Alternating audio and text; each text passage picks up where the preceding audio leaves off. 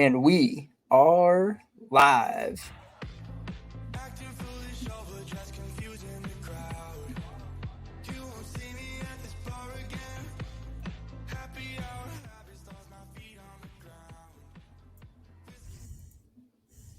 What's up, Overdue sports fans? We are back. I am your host, Will Massa, aka Overdue Sports on Twitter. To my right is my co-host, excellent golfer, excellent bettor, Jake Sawinski, also Overdue Sports. How we doing today, buddy? We're alive, living the dream, hitting some bets today. Feeling pretty good. No complaints. Yeah, Jake appears to be having a much better day than I am on the books right now. What are we sweating out tonight? Everything is done at the moment. I've added Arizona minus 13 at 10 p.m. So much for sleep. That game will probably be on TV. I might catch a little bit of that. I try to just if it's a late game, I haven't been watching a ton of the West Coast stuff. I will say, though, little anecdote before we get into the show. I was on the West Coast for vacation about a month ago, or 3 weeks ago, or whatever. It's nice at night. It's 9 o'clock. The games are actually over. You can go to bed. The only thing I will say is, if you like football or college basketball, on the Saturday, Sunday mornings, that's a little tough because it's got to have all your notes done or whatever you're looking at, at 9 a.m. local time. So that's a little tough if, especially when you're on vacation. It's not like you're waking up the crack of dawn every morning, but mountain time and Pacific time, elite for sports watching. I will say that. So. I'll die on the hill. As somebody who grew up in Colorado, Mountain Time is elite. NFL Sundays start at 10 a.m. It's perfect. College basketball early starts at 10 a.m. It's perfect. You can get up, have your coffee, have some breakfast, look over your stuff. Nothing's too early. Nothing's super late.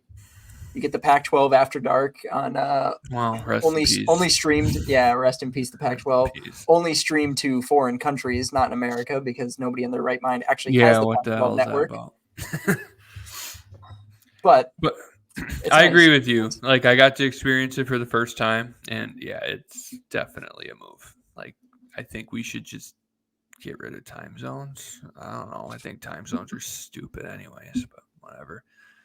Eventually it'll be like nighttime when it's supposed to be daytime, right? I don't know if that's even true. It's been a long day. But we've having a good day on the bets. I'll say that. Up 3.5 units today. College basketball has been giving me fits the last 2-3 weeks. Seem to find some consistency. Yeah, me as well. We seem to have calibrated our really cold streaks. I have been complaining about this in Jake and I's group chat with a couple of our other buddies that since January 20th, that's like the mark for me. I was red hot from Thanksgiving on, and we hit January 20th, and it's just been a meltdown. And I'm starting to find my feet again over the last week. Today is just we'll get into what I got going today. I'm sweating out Calgary against the Bruins right now. They're up by 1 heading into the third, so hopefully I can cash that because my college basketball day is not doing too hot. I took it easy today. I didn't love the board, but it's still not going great. See, that's the difference between you and me. If I don't like the board, I bet more. It's I don't know if it's pessimism or just, I don't know what you call it, but it seems like when I like the board, that's when I'm the worst. I don't know if you have the same experience or anybody listening, if they have the same experience. But like I said, it seems to me like when I like the board, I suck. But I'm I don't know. And I force myself to bet a little, just do it, even if I'm not super confident about what I like that day. It seems like those days are a little better. I don't know. Could just be me, but either way, we've been calibrated on our cold streak. Hopefully, we finish strong. We're heading into March Madness, which is not the same as like when we head into bowl season. If you've been following us for a while, we crushed bowl season this year. Just this guy over here, this guy over here. I He's a kill bowl bowl season season. merchant. That's a great description. I don't know why either. It's just like bowls don't make sense, and everybody goes in being like, "Oh, this guy's not playing. This guy's not playing. Oh, that guy's playing. This guy's not playing." It's like it doesn't matter. It doesn't make sense. Just do the opposite of what makes sense, and you're probably going to be okay in bowl season. Like it's pretty much. Now I say that, and I'm going to suck for the rest of my Yeah, life. next year.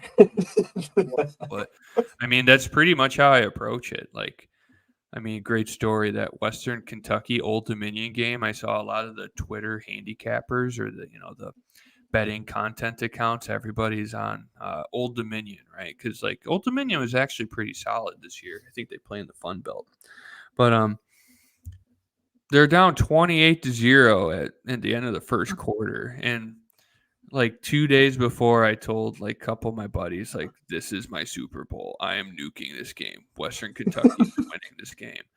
And I'm like, oh, fuck. Ah, shit, I shouldn't swear. But okay, ding us one time. No, there's no rules over here. Sorry, YouTube. Now you're not supposed to swear too much, but whatever. Uh, You didn't hear We're gonna anything. come for our money. Yeah, absolutely. The money that we lose gambling, right? Anyways, the boys text me and they're like, Jake, what's wrong with you? I'm like, guys, just trust me, okay? Just trust me. Where I was on the over, the points twice, and then the money line. I really wish I would have added it at halftime when they were down like 35-7 or 30, whatever it was. I don't quite remember. But yeah, they won. That was a nice day. It's just, I don't know. Sometimes bowl season makes no sense. I will say, though, this year it was the first year that I had like a cold streak in bowl season. Like typically, I bet every bowl game. I find something. Like I bet from the Army Navy game all the way through the college football playoff. I bet every game. It's a bit I started last year. It worked, and I'm like, well, if it's not broken, don't fix it, right? So I bet every game at least one play. Like, I mean, I'm not rushing to bet UTSA minus 9.5 against Marshall or whatever it was. I think I bet Marshall. I didn't hit that one. I think I hit the over though. That's what I mean. It's like I try to should I force it? Absolutely not. Like I don't condone that. If you don't really like have a good conviction on something, you shouldn't ever force it. But do as I say, not as I do, of course. So if my thing is, it's like if you can find one angle that you really like and you do two, it's like, okay, worst case, you lose the vig, you lose the juice. So that's how I look at it. Bowl season, just do the opposite. But anyways, I didn't mean to hijack the conversation there. Just pumping No, my it's own a tires good about hitting some recap. football bets. Yeah. Yeah, it's a good recap. We're running dangerously near the dog days of summer where there's nothing to bet No, on. don't But say that. It's but February. it's We got time. yeah, we We still have got March time. Madness. We got Oh March yeah, Madness best and time of the Conference Play. year. Minus March football, Madness of was course. not nice to me last year in betting. No, I mean, I think I faded Kansas State in every game from the start of the Big 12 tournament until they finally lost to FAU. I lost every single game against them. They were like the public darlings. I mean, I'm a contrarian bettor. Said it in the introductory episode. If you follow us on Twitter, the guy who puts out the stupid, nasty, looks like they have no chance of hitting plays, hey, that's me. He's the normal guy. Okay. But I look at betting splits. I know some people aren't very keen on those. They're like, oh, why do you look at numbers? What do the numbers have to do with anything in real life? Okay. Do I agree? No. But I mean, I can see why you're skeptical of that. And at the end of the day, is it very fun to bet like that? No, but it works better for some people. Some people are just geared to, go against the grain like that. I'm one of those people. But they are the public like them, as they should. Like they weren't a bad team by any stretch of the imagination, right? But it just seemed like every game they were in, that line seemed too good to be true, and they kept coming through. I remember I thought Michigan State in the round of 32 was the game that okay, we got them now. I got my revenge. They cost me like 4 units now. They're done. We got them. Tom Izzo, take me home. They blew it. And then they won the next game. I don't remember who they played in Sweet 16, which is pretty rare because normally I'm like an encyclopedia with that stuff. But FAU got them. They were I like them a lot. FAU, good team. Not this year. We Not can this get year. into that. We can get into that too in a different video if you want. But yeah, Oh yeah, yeah. We'll be breaking down some conference stuff in the near future as we're quickly approaching the conference tournaments. But I had a similar experience with March Madness last year. I did that with Pitt. I think I faded Pitt in the Oh first three yeah. games. I vividly remember taking Iowa State against them, and Iowa State Oh shot yeah, like I remember that was a horrible 10%. bet. They scored like Well, 35 points, and I was like, "What yeah, the and that's hell?" not singling you out. There were a lot of people on Iowa State. Yeah, that was a really bad bet. I remember that one. I did not touch that game. I think I bet Pitt against who did they play in the buy-in game? Mississippi State. Yeah, they Mhm. choked. That was stupid. Now look at them. Now they're good. Yeah, I struggled with the straight bets. I did hit the future. I hit the big the plus 600 on UConn at the beginning of the tournament. I I was the picked guy up holding two a Creighton futures. ticket. I was the guy Yeah, holding the Creighton yeah, ticket. he I did was have a Creighton pissed. ticket. And then Jake I wrote one one up. of the buddies that Will alluded to in the gambling group chat we have. Um, yeah, I gave out Miami to him in like January. I didn't do it. Idiot. Whatever. So that's more so what I look forward to. I like to look for those futures, and I'll sprinkle like three teams, anything above plus 500. Hope we hit one of them, and I did last year, and it ended up being big because I was atrocious in betting college basketball last year. It was my first full college basketball season betting Mm-hmm. like every day consistently, and Yeah. I got my wallet robbed pretty Yeah, consistently through March the year. Madness is tough because I mean you're newer to it than I am because I mean I've been betting for um, 4 years now. It's, March Madness is hard because well, first of all, it's like you have all these new bettors that come to the sport who don't watch college basketball all year.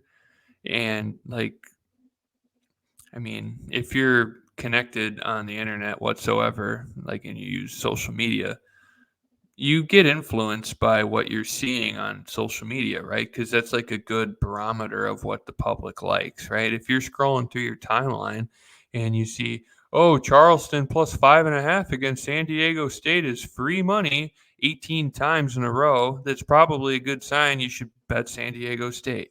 You know what I mean?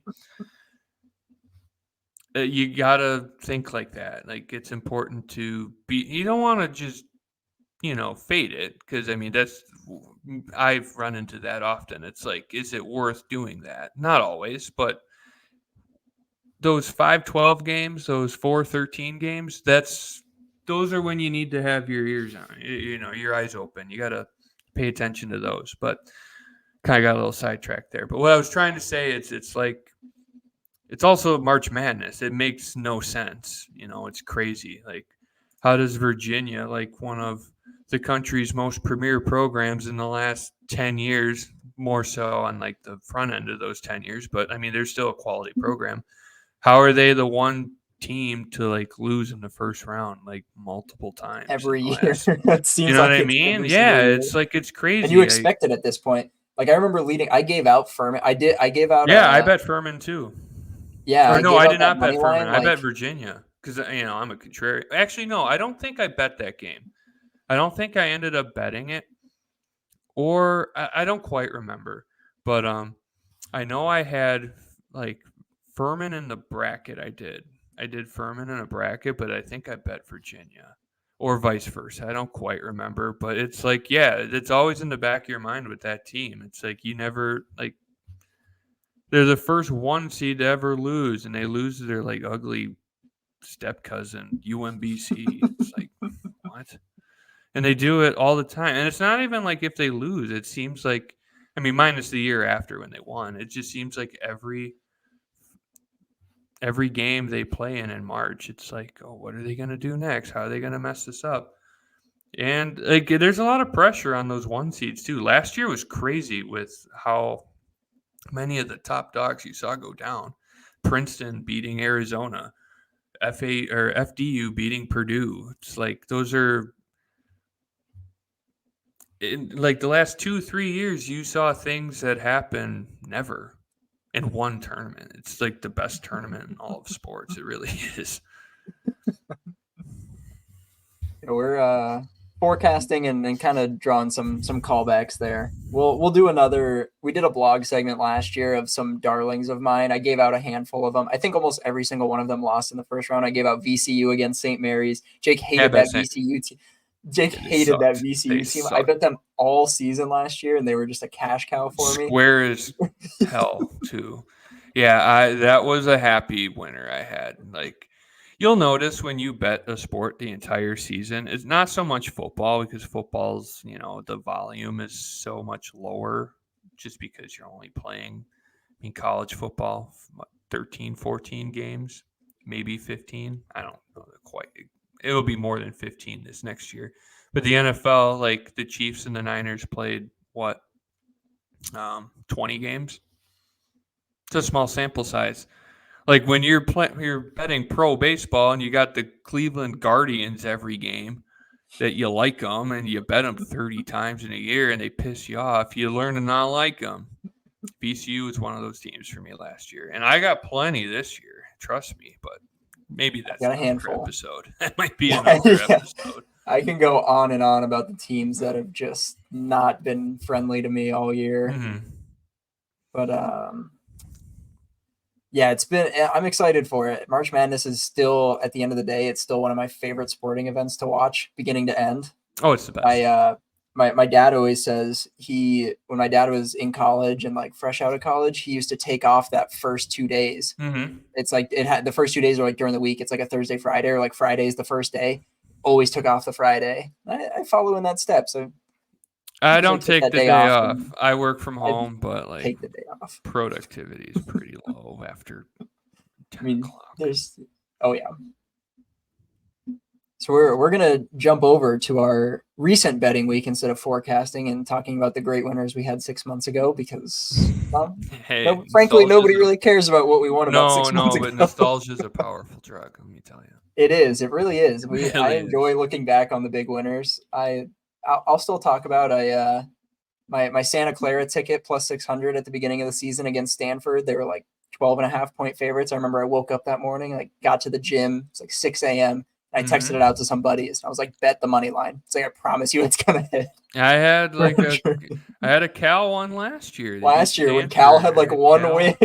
Cal was I bet the worst team in college basketball. I got a winning ticket on the one Pac-12 win Cal had last year. I think I bet Montana State this year. I bet Michigan money line against Indiana. It's nice to talk about the winners because most of the time I just remember the painful losers. Okay, so there's nothing wrong with talking about a winner. Trust me.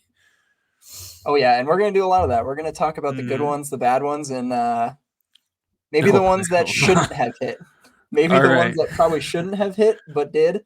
So the good ones of the week, I'll kick off. I was just in Las Vegas last week. I let some people know I was pretty light on the betting space, but I managed to cash in on a big one. I went to the Wild Golden Knights game, and I saw a lot of people on the Knights, and I was going to the game. I flew into Vegas. It was about 6 p.m., hour before the game, and I'm like, it's a Minnesota day. Plus 130. They end up winning 5-3. They scored an own goal and still won. First of all, if you have not been to a Vegas Golden Knights game, you got to go. It's wild. It's a circus. There was little John was in the castle they have on one side of the ice. He was out there screaming. It's just nuts. Like it's like a movie. Like the pregame stuff is a movie and a play, and they like roll people out on the ice and like role play. It's wild. I've never seen anything like it. Awesome. It's really cool. Yeah. So that was a great winner for me. Yesterday, I put out a pick of the day blog. College baseball is a very niche market in terms of betting and of knowledge, really. I mean, you really have to go into the weeds to figure out like who's starting a game. Like you got to go through like teams' Twitters. You got to look at track records of who they have started in the past on certain days. And the beginning of the season is always really hit and miss. Last year, I started out pretty rough and then was pretty much nails the second half of the year.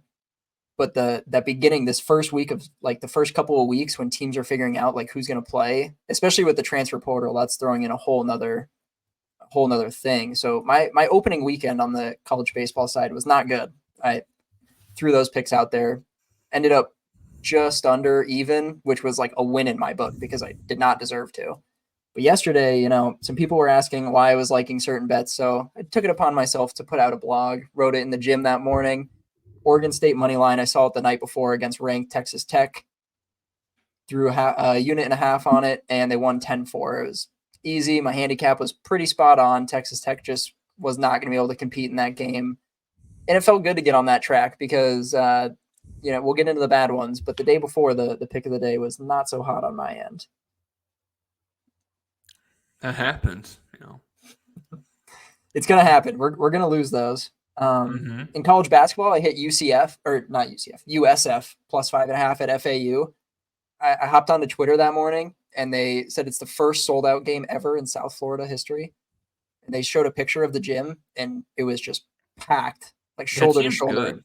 Yeah, that team is good. And that team was the bane of my existence the first month. I think my worst wager of the year, I took USF, I believe, minus 19.5 against Central Michigan at home, and they lost outright. They were never in it. They got punked from the tip. And that team, like from the get-go, has been really, really mean to me. And over the last month, I've started betting them again. I just sacked up and decided I'll give this team another shot. And they've been really good to me, and they kind of rip. Yeah, they're good. Who's their coach? What's that guy's name? He played for the Grizzlies in the 90s, early 2000s. Amir Rahi or Abdur Rahi Shaheed, something like that. Not Raheed Shaheed. That's a football player. But yeah, they're a good program. That's what I'm trying to say. They're good. That is a good program. I don't think that conference. Oh, see, American do. That's the AAC. The American. They get one for the conference winner. Yeah. Yeah. Everyone does, but do they have at-large bids in that conference? I think they do because Memphis was in last year. Yeah. They should get 2 teams in this year. I think they could do more than that. They could get 3. Charlotte could sneak in. And Charlotte's not bad either. I mean, I was thinking more Memphis. They're weird. I was thinking SMU, Memphis, USF, and FAU. That's what I was thinking. But yeah, Memphis has just been really, really bad of late. I think they might have ruined their chance. No, yeah, they don't play defense. They can score over anybody. But. Yeah, they can. And then also last week, I managed to hit a good one that I liked in some action. Akron, the cream of the crop in that conference, pretty much year over year, went into Toledo, who has been a really weird betting team for me this year. I've lost some games I felt like I probably should have hit. Yeah, they're inconsistent for sure. They're weird. And last year or the year before. Yeah, -2, and they pretty much controlled that entire game. They looked really, really good. The MAC tournament is going to be pretty fun this year. The top of the MAC is fun. Yeah, that's what I was going to say. Yeah, the top is good. Like Ohio, not so much Kent State this year. Kent State was good last year, but not so much this year. Really good last year. Yeah, I don't think that's the case this year. But in Toledo, even Miami, Ohio is okay. The top end can compete with just about anybody, especially Ohio and Toledo. I feel like Ohio is also a weird one. They're super, super talented, and they just lose so many games that they shouldn't. And I can't get a good read on them. They might run they easily could run the table. I could also see them losing. I think didn't they win it last year? No, I think Kent won it last year, didn't they? Kent won it last year. Yeah, maybe. I don't quite remember, but yeah, Mac's top heavy, but it falls off quick. But they've got some good teams in that conference. You want to take us through some of the good ones you had this week? Oh, it won't be. I could just sit here and not talk. I mean, I guess I can take care of the bad ones first, or I'll say the good things I've had from the last 3 days, and then I'll talk about the bad ones because that was just about everything else. I was horrible last week. I don't really know how it happened either. Monday through Thursday or Monday through Wednesday of last week, I was solid, like 4 or 5 units, maybe a little more, a little less. I don't quite remember. When you're bad, you just try to let it go. But this week we can focus on this week. Good today, really good today. Hockey has started to turn around a little bit. Hockey, I was off to a really good start on the year, like 17 units. Like I fell apart last year in the playoffs and like never really recovered from it. So coming out of the gates hot was important, and I did that up until about maybe a little after Christmas. And I think that's kind of I'm trying to say it's kind of like expected almost just with the All-Star break approaching. I feel like a couple of teams run out of gas. You know, they get tired. They're playing a pretty front-loaded schedule for the most part. Like some teams get shafted and they play, 4 games in 7 days. They're tired. That makes sense. And then it's like I bet a lot of underdogs, and this is kind of the time of year, like a little before the break, after the break, where those bad teams are like, okay, we're out of contention. Like they suck. One thing I am looking forward to though are the Detroit Red Wings. I'm a Blackhawks fan. There's not much to like there, minus Bedard and the potential of getting a number 1 pick again because we will be in the draft lottery again because we are ass. We expected that though, but it's nice to see Bedard buzzing around out there again. I have a 5-unit future on the Detroit Red Wings over 5.5 or 85.5 points this year. They won again tonight. I think they're up to like 64 points, 65 points. Won in overtime the last 2 games. They beat the Kraken on Tuesday. They beat the Avs at home tonight. It's big time. I lost 10 units on them last year. I missed it by like 4 I was points. So just about I'm to like, say you had that yeah. ticket last year too, and Well, almost.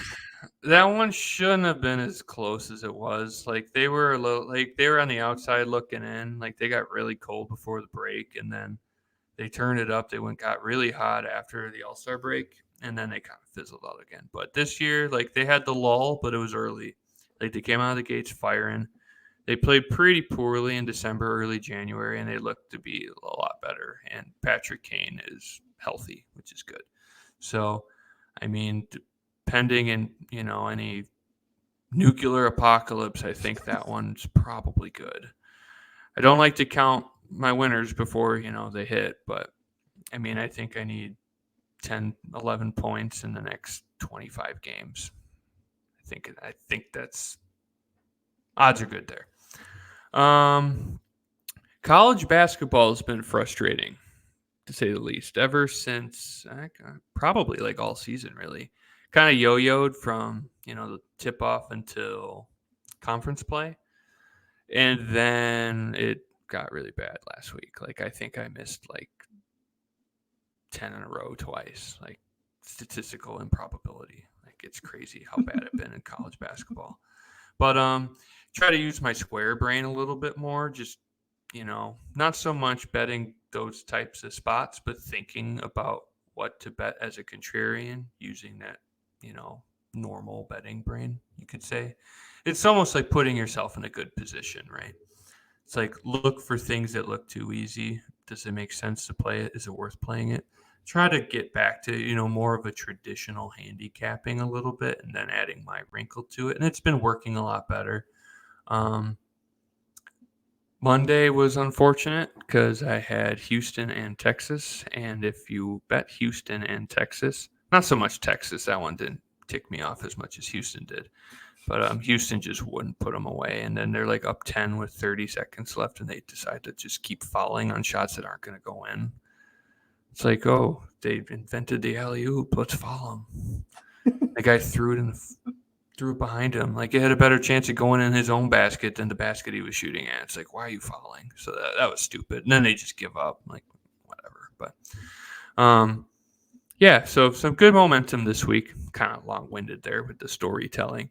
But I will say, for something that was very unfortunate, and, like, I will say, like, just being confident in your plays is super important, because things like what I'm about to say happen, and you can't let them derail you. Like it derailed me last Friday, Saturday, and Sunday because I didn't hit a bet. Like seriously, I missed like 15 in a row. It was bad. But I had 4 college basketball plays that like really impacted the outcome of the week, because like when you have a good day, like +4, +5 units, like I don't do 3-4 plays. I do like 9-10 plays a day. I spray the board. I'm not scared, right? But when you have Loyola Marymount +16 and they're down 72-71 with 9 minutes and 34 seconds left, and they lose by 17 and score 2 more points, that's really frustrating. When you bet FAU and Temple over 148 and they have 82 at halftime and they push, that's slightly less frustrating, but still frustrating. When you bet Omaha -9.5 and they're up 10, they give up a 3 and miss the front of it 1-1. Now you're not frustrated. Now you're angry. And then, like, the LMU play was the icing on the cake for that day. And then Saturday or Friday and Saturday happened, whatever, right? Sunday, I bet the Islanders. I'm like, okay, I'm taking it easy. I don't want to sit and do nothing. I'll put a hockey game on. What could go wrong, right? Islanders are up 4-1. They lose in overtime. In the Crap third, defense. Yeah. Well, they were up. Excuse me. They were up 4-1 in the second, and then they give up. The one makes it 4-2, right? It's like 3 minutes left. All you got to do is just dump the puck and change guys. Just don't give up a goal.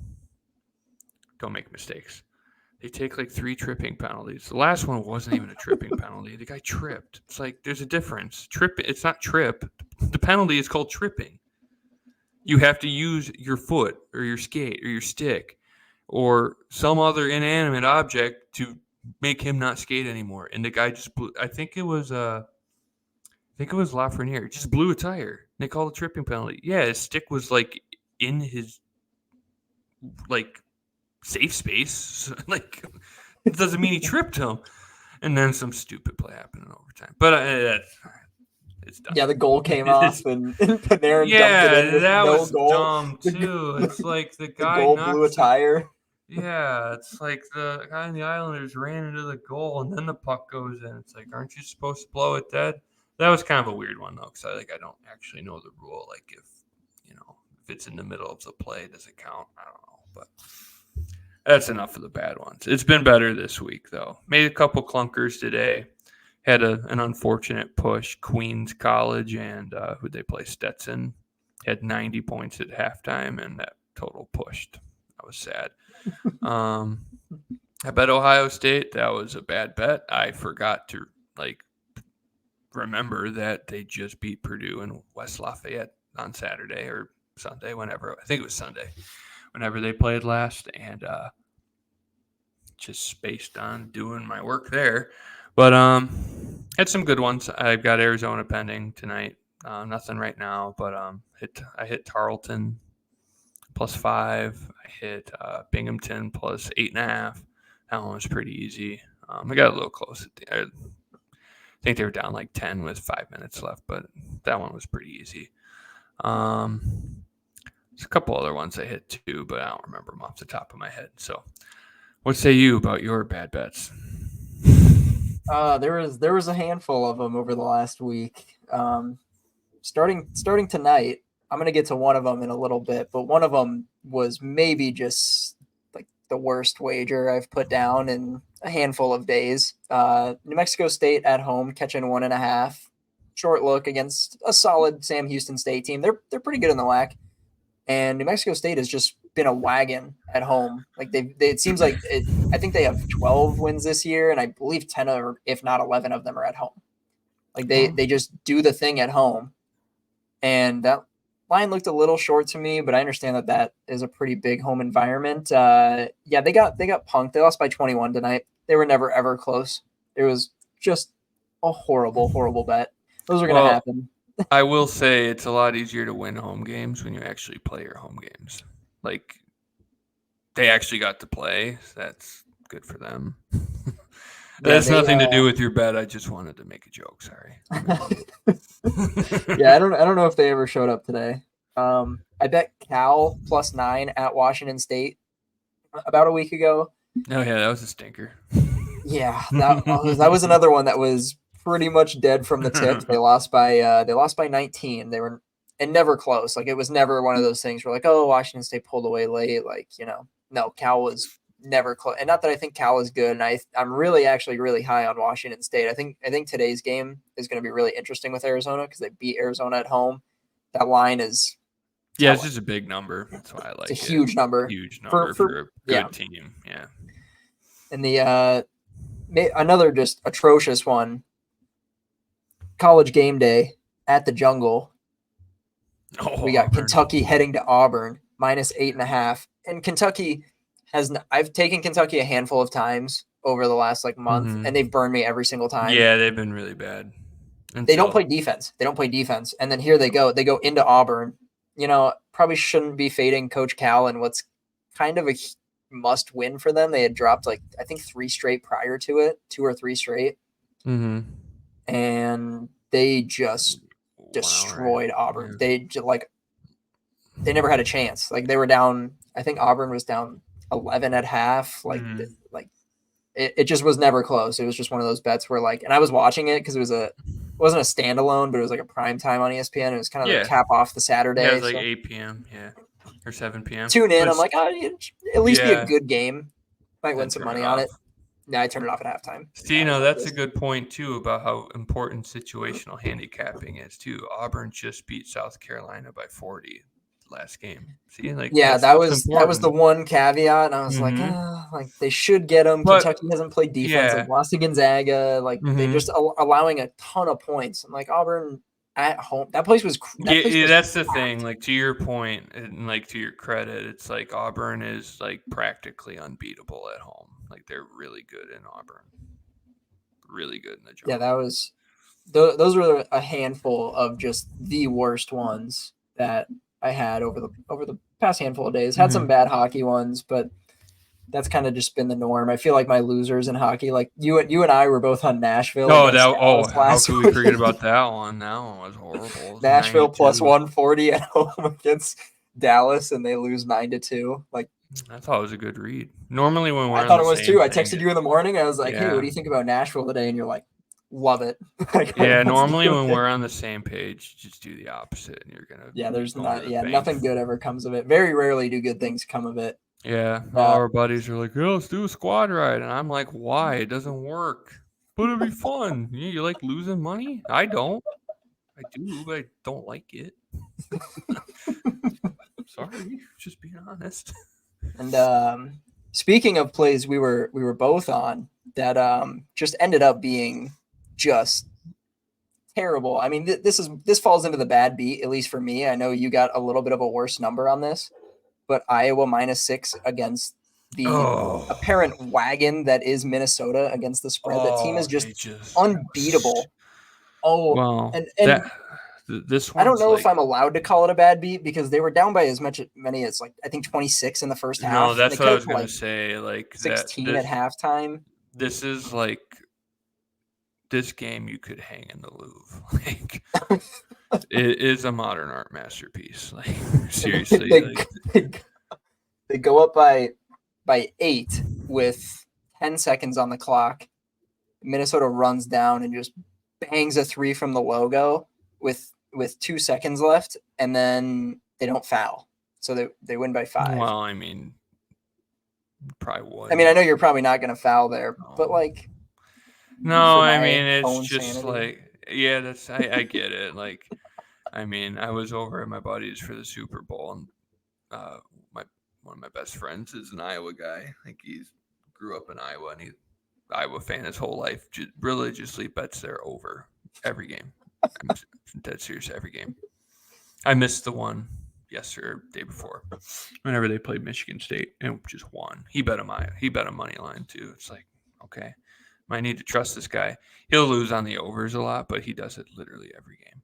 But they just bet the over, and it's that would have been so much easier. But a little anecdote with Iowa, the game's never over because I remember last year they were at Carver and they were 6.5-point favorites against Michigan State. They were down 10 with a minute left, and they covered in overtime. Game's never over with them. That's why I was like, just keep watching. They'll give you a chance. Sure shit, they did. And it's not like it was some BS shot either. Like it was just he made it. Yeah, It's just like chalk it up to the game. He made it. It was a good shot. Nothing but net. it's just real unfortunate when you're up 8 and you got the -6, and Yeah, I I'm like, had 7. like, Yeah, I had a bad yes, number. but So I still, would have it's been like boned either way, but yeah, it was unfortunate. But would have taken the push there. You know what we haven't seen a lot of this year? We haven't seen a ton of the FranCon this year. no, I feel like well, I don't want to say they suck because like they've been playing really well the last month. they kind of do. They kind of are Yeah, I think not deep very down they good. I think deep down they do, but like he's gotten a How do you lot feel out about of that team. Minnesota? Minnesota's a Yeah, wagon. right. I just like feel like they're not good. Well, I mean, the thing with Iowa is, I mean, I watch a lot of Iowa just because best friend loves Iowa, knows everything about them. They're super young. Like, I mean, 2 years ago you had Keegan Murray. Last year, Chris Murray. So it's like kind of the same thing with Johnny and what's his name, Jordan Davis at Wisconsin. Except Mhm. like Johnny was a serviceable college basketball player. Keegan and Chris are really good. Like that was most of their offense. I know their big guy Rebracha was pretty solid last year. They're just super young. They don't have like a go-to star. Like that center they have this year, I don't remember his name. He's going to be really good in a couple of years. That Peyton Sanford kid will pull up from anywhere. Literally, like he'll shoot it at the other logo. Like he doesn't care. And then, I mean, all the McCaffrey sons are gone, minus Pat, and Pat's a head case. I don't know what you get out of Pat, but they'll be good in a couple of years, I think. I mean, just got to recruit a little better, and if they would just play some defense, they'd be pretty solid. It's They score. non-existent. Yeah, they'll keep up with anybody. The defense is just negative. Like it's just not there.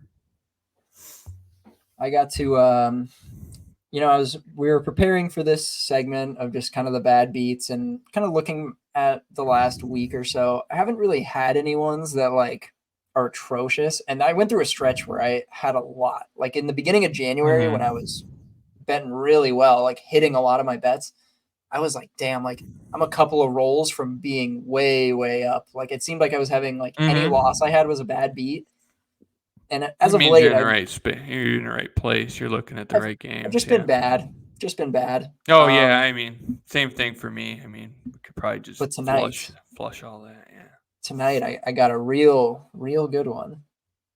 Jake already mentioned this team once, and we're gonna go back to the well with Nebraska Omaha.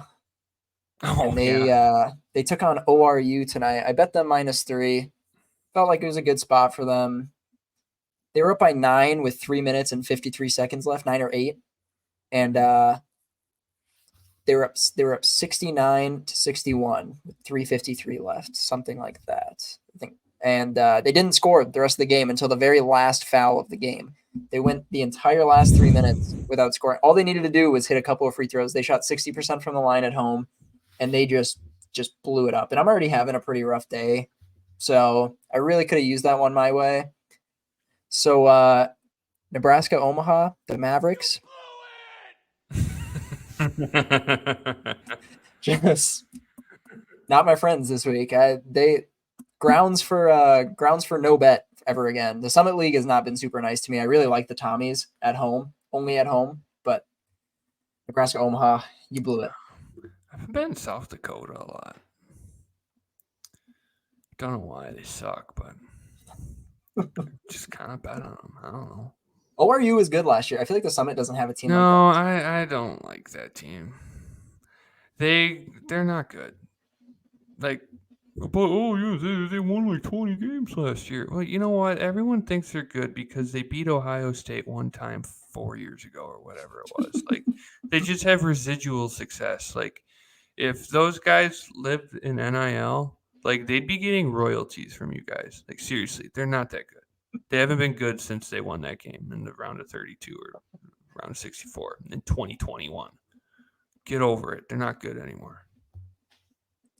Wasn't trying to be mean there. They just annoy me. Everyone thinks they're good. And it goes back to last year's tournament. Duke waxed them. Yeah. It was like 30-6 at one point. I believe I took ORU in that game too. Yeah, that bet was bad. There are a lot of people that bet ORU. I didn't bet Duke because I was so late to the party. Like it opened at 3, it was at 6.5. I'm like, that's when it moves that much. Like when a line moves that much, like I'm getting to the point where it's like, okay, I'm gonna fade this team. I don't know, like I read a lot of lines. That's kind of where I start my handicapping process, but like how a pro would do it, like when is it too much steam? I don't really know. I typically do like 3. That's when I start thinking about it. Like 2, stay away. Like I just won't chase it. But when it's like 3-4 points, like you see it sometimes in college basketball. Normally it's injury related or something you see like early in the season. Like, oh, Baylor's laying 50 against Mississippi Valley State. It's like you're not going to fade that. It's just when you pass. But like when you like, I saw that, I'm like, I'm just not going to bet it. And then I should have because I almost did too. I considered it. I think they got skunked. I think they got skunked twice. I think it was like 20-0 at one point. It's like that team sucks. I don't want to hear it anymore. Oh, but one team I do want to give a shout out to is Loyola Chicago. Yeah, the Ramblers. rebrand they did from last year has been incredible. Like last year, where were they in the Missouri Valley for the longest time when they went on their Final Four run? They switched to the A10 last year, and sharp contrarian type bettors loved that team last year. I was one of them. I think I hit one bet on them. I was like 1-8 with them. It totally flipped this year. I love that team. They're so back. I love betting on that team. They just come through. I got them against Davidson 2 weeks ago. I got who did they play on Sunday? Not Sunday. Who did they play? Do you remember? They played G-Dub. I called George Washington G-Dub. I don't know why. Just a little bit I have. It kind of stuck. They beat George Washington. Miracle cover. I don't remember who they beat the week before. It doesn't matter, though. Yeah, they beat George Mason. They beat George Washington, and then they beat St. Joe's. Yeah. Repaying, or they're making up for sins of old. I appreciate that. Yeah, that team is interesting this year. They have rebrand. I mean, they were like miserable. I remember I took them a handful of times last year, and they just like remained on my no bet list until like mid-December of this year. Like that team was. Yeah, I have a mental no bet list. But I give them chances. Like you guys are well aware in our gambling group, I hate Pepperdine. I hate them. I hate the Peppers. But I own them now. They used to own me. Like seriously, I would bet them. I would fade them. I'd do an over. I'd do an under. It didn't matter. The opposite was happening. They were quite literally the worst road team like to ever step on the hardwood last year. Like it was like you knew it didn't matter what the spread was, double it. That's how many they were going to lose by if they're on the road. It was nuts. I remember early on you kept betting them and you just kept being it's Peppers Day. You're like, why? No.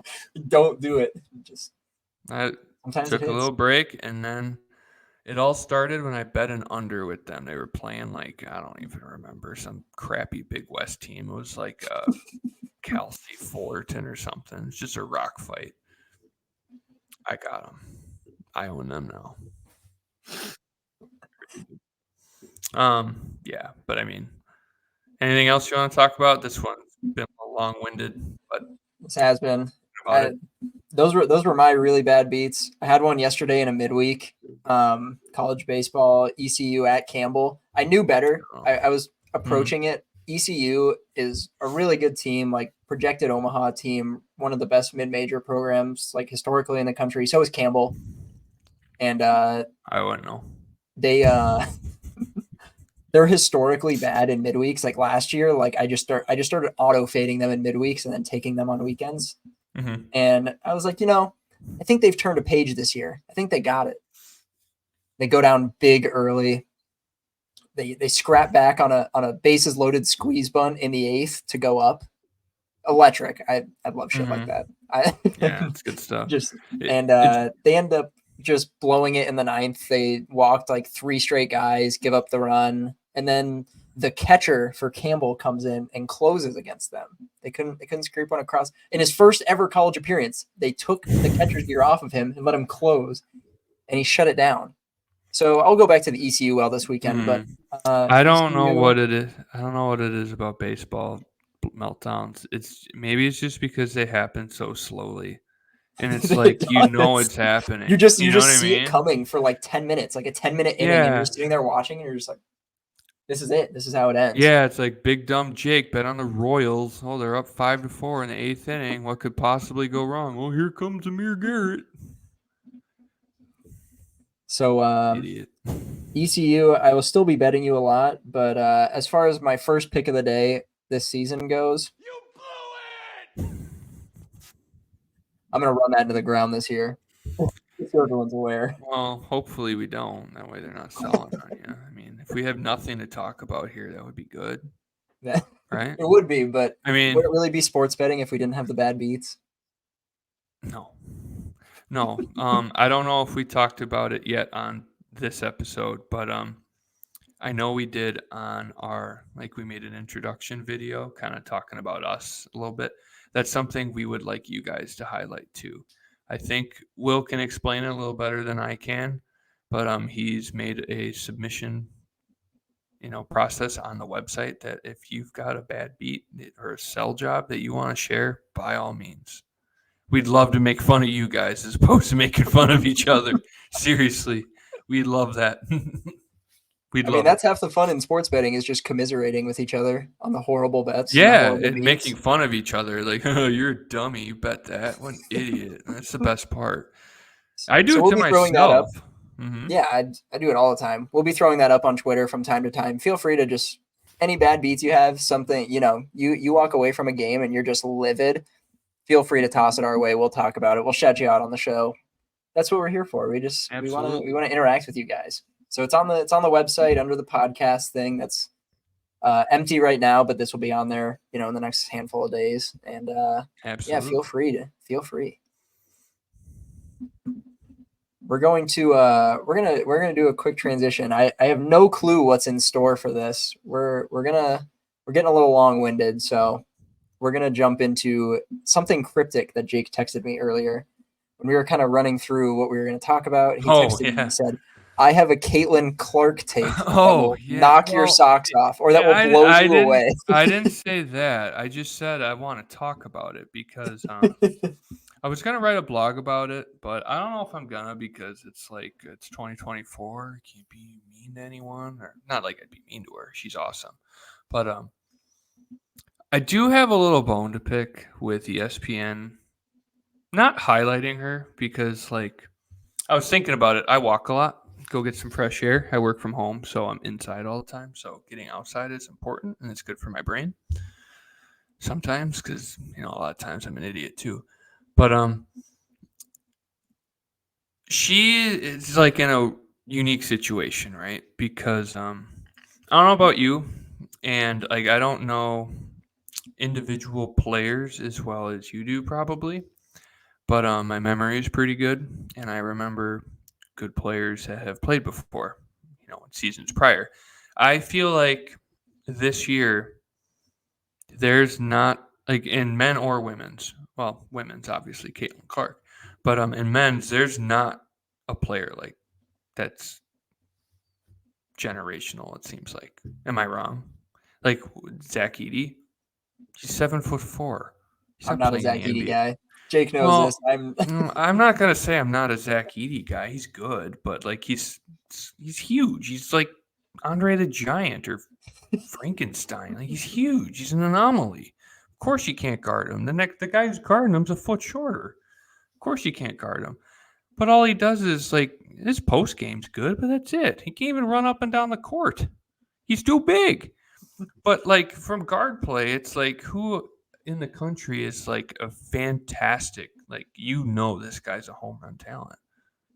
I don't think there really is one. Who are the best players in the country right now? You could say LJ Cryer if it was 2021. Like, there's a reason why he's still in college. Some guy in Kentucky will come through. Armando Bacot's he's really good. Who's the other guy? RJ Davis on UNC. He's probably one of the better players in the country. My point is, it's like she's in such a unique position that like she's unanimously, I would say, the best college basketball player in the entire country right now, which is good. Like she should be celebrated, right? But what I don't like to see is calling her the GOAT. I don't like that. And it's not a knock against her. Of course, she's not doing that. And it's publicity. That's good. I understand that. But guys, he might not be around anymore. But Pistol's the GOAT, okay? Pete Maravich scored 3,700 points in 3 seasons. Oh, but he played against plumbers. Yeah, kid plumbers. He was a kid plumber too, okay? That was what I wanted my blog to be. I kind of wanted it to be like a satire, but it just never kind of came to fruition. But like, in all seriousness, like, I don't think like that guy's a legend. He played 3 years. And she's probably gonna play more. Why would you go to the WNBA to get paid like ass? Like she's gonna stay. Probably make more. She'll make 100% make more staying. She makes $1 million plus a year in NIL money, I think. Like, why wouldn't you stay? And she's awesome. Like, don't get me wrong, but it's like ESPN. I know, like I know you guys are Disney, but pump the brakes, okay? Like, come on. She's not the GOAT. Maybe the GOAT for like lady players. 80 players. How old am I? 60? Like, for the women's side, yeah, she is the GOAT. She has the most points ever. But dude, Pistol's hitting her with a one dribble through the legs, fade away baby hook. No 3-point line. No way. It's Pistol. It's Pistol. I don't know if you have any thoughts to that. That's just my brain going off in weird directions. I will say I didn't like I can't remember who it was. It was somebody that's on a show with Patrick Beverly, I believe, and she was talking about it, and she was saying like Caitlyn Clark did it in an extra season, but she broke it within her 4 years. So like, I was under like the COVID year argument. COVID year too. I was under the does. impression that she. Well, no. But this isn't it. I know. I was under the impression that like she. Oh, this was it. Yeah, but then I was informed that this is her not 4th hers. year. Yeah, no. Yeah. I'm not like trying to take anything away from her. This is she's electric. She is just the subject of the conversation. It has nothing to do with how good of a basketball player she is. She pulls up from half court and she knows it's going in. It's sick. It's wild. It's just like, let's pump the GOAT talk. It's like calling LeBron the GOAT when he's like in year 6. That guy's not the GOAT. Like winning's not a priority to him. And then their fans make every excuse in the book for him. But also, to her credit, I don't like how, she's not the GOAT. She never won. It doesn't apply in college. It's so much different, like from college to pro. It's like the NBA is like an individual playing. Like, it's a player's league, right? College isn't like that. It's all team chemistry and atmosphere and all that stuff. It's just totally different. I don't think that's a fair comparison either. But I just don't like the GOAT talk of like, she's the best college basketball player ever. Maybe in 10 years she will be, but Pistol's not here to defend himself, and I'm not changing my mind anytime soon. That's all I gotta say. Well, that's our show, folks. I want to give a little shout out because the Calgary Flames, Nazem Kadri just punched one in overtime. Good man. For the win. Saved my day. Good man. Me and Jake managed to bet on 2 of debatably the worst teams in the NHL today, and we hit both of them. I have no complaints about that. College basketball may have not been my day, but when you hit some bets, plus 150 on the Senators and even money on the Flames against the Bruins, you got to celebrate the winners. I hit the under in that game too. You neglected to We didn't post put that one out, but we did hit it. Yeah, I did. Good day. 2.8 units. Excellent day. I mean, I still lost today, but Hey, good cap off. I was very prepared to queue up the "you blew it" again when they allowed an OT goal after being 2-1 the entirety of literally the whole game. They went up 2-1 in the first, so I was very prepared for them to give up 2 third period goals. It would have been very, very flame like for them to do that. Oh, but we'll take the win. Love it. Yeah, they're pissed. They're frustrating. I don't bet on them for that reason. Seriously. Well, that's our show, folks. We are out of here.